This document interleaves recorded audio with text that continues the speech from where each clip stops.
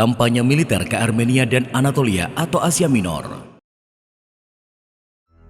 Pada masa kepemimpinan Amirul Mukminin Umar bin Khattab, provinsi Syria telah seluruhnya dipasifikasi.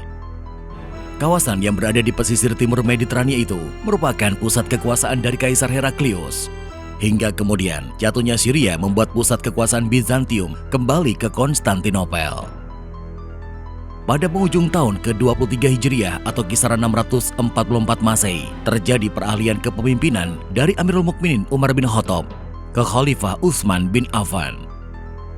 Wafatnya Amirul Mukminin segera didengar oleh Konstantinopel yang saat itu dipimpin Kaisar Konstantin, putra dari mendiang Heraklius. Kaisar Konstantin pun menyiapkan pasukannya dengan target merebut kembali provinsi mereka. Damaskus, ibu kota provinsi Syria, metropolitan yang menjadi ikon Bizantium selama ratusan tahun. Kaisar Konstantin memerintahkan kepada para jenderalnya merebut kembali Damaskus dan seluruh Syria. Kaisar Konstantin sedang dalam puncak ambisinya untuk mengembalikan nama besar Bizantium. 80.000 pasukan berparade ke Timur Tengah. Bizantium melakukan serangan bercabang. Kontingen pasukan lainnya juga bergerak menuju Alexandria. Muawiyah, gubernur Syria, telah mengetahui pergerakan dari Konstantinopel. Namun, Damaskus saat itu hanya diperkuat 10.000 personil. Damaskus kemudian melaporkan ancaman invasi Bizantium kepada Madinah. Muawiyah juga meminta tambahan pasukan kepada Khalifah Utsman. Walid bin Uqbah, gubernur Kufah, mendapatkan perintah dari Madinah untuk mengirimkan pasukan memperkuat pertahanan di Syria. Kontingen dari Kufah dipimpin oleh Salman bin Rabi'ah. Sesampainya di Syria, pasukan dari Kufah itu bertemu dengan kontingen yang dipimpin Habib bin Maslamah. Kekuatan pasukan Muslim setelah mendapatkan bantuan dari Kufah diperkirakan mencapai 30.000 personil. Data sejarah tidak menyebutkan detail pertempuran, namun dalam pertempuran tersebut, pasukan Bizantium tercerai-berai setelah panglima mereka tewas di tangan Habib bin Maslamah. Pasca kegagalan reokupasi Bizantium atas Syria, terjadi pergolakan di Armenia. Pada masa kepemimpinan Amirul Mukminin Umar bin Khattab, sempat terjadi kampanye militer atas Armenia. Setelah pasifikasi Azerbaijan, 4 kolom pasukan Muslim yang masing-masing dipimpin oleh Bukair bin Abdullah, Habib bin Maslamah, Huzaifah bin Yaman, dan Abdurrahman bin Rabi'ah berhasil mencapai pedalaman Armenia.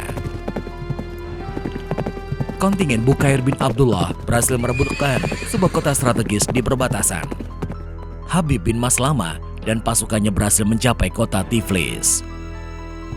Huzaifah bin Yaman membawa pasukannya menguasai kawasan di pegunungan Alan. Dan kontingen Abdurrahman bin Rabi'ah berhasil mencapai Baida.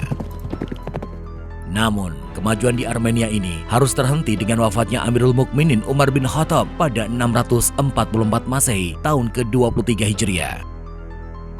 Khalifah Utsman bin Affan kemudian memerintahkan Habib bin Maslamah memadamkan pergolakan di Armenia.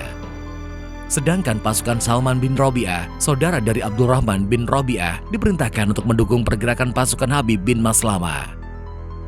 Habib bin Maslamah memulai kampanye militernya di Tiflis, kota yang dahulu pernah dijatuhkannya. Pergerakan Habib bin Maslamah berlanjut ke kawasan barat Armenia, mendekati pesisir Laut Hitam. Sebuah kolom pasukan yang dipimpin Salman bin Rabi'ah diperintahkan menjatuhkan 2 distrik, yaitu Jabal dan Sarwan.